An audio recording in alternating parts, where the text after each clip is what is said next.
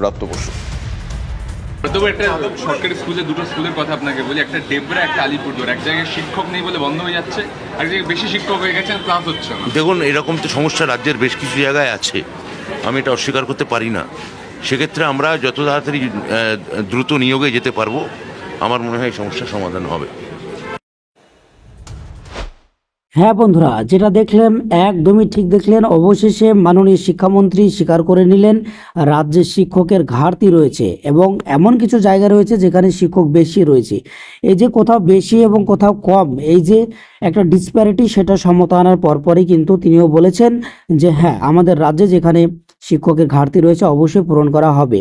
এবং তিনি এটা স্বীকার করেছেন যে রাজ্যে শিক্ষক নিয়োগ না করলে এই ঘাটতি পূরণ করা সম্ভব নয়। এক প্রকার মেনে নিলেন রাজ্যে প্রচুর শূন্যপদ ফাঁকা রয়েছে। তাহলে প্রশ্ন হলো, রাজ্যে এত শূন্যপদ থাকার ফলে কবে নাগাদ এই নিয়োগ প্রক্রিয়া শুরু হতে পারে? আজকের যে তথ্য পাওয়া গেছে সেই তথ্য থেকে জানা যাচ্ছে মোটামুটি 2022 সালের যে রিক্রুটমেন্ট নোটিশ অনুযায়ী নিয়োগ হচ্ছিল, সেই নিয়োগের কিছু অংশ এখনও বাদ আছে। সেগুলো কমপ্লিট হয়ে গেলে আপ টু ডেট ভ্যাকান্সি এবং ক্লাস 5কে অ্যাড করে যে সমস্ত ভ্যাকান্সিগুলো তৈরি হবে, সেই সমস্ত জায়গাতে কিন্তু নতুনদেরকে একটা সুযোগ করে দেওয়ার কিন্তু অলরেডি কাজ শুরু হয়ে গেছে।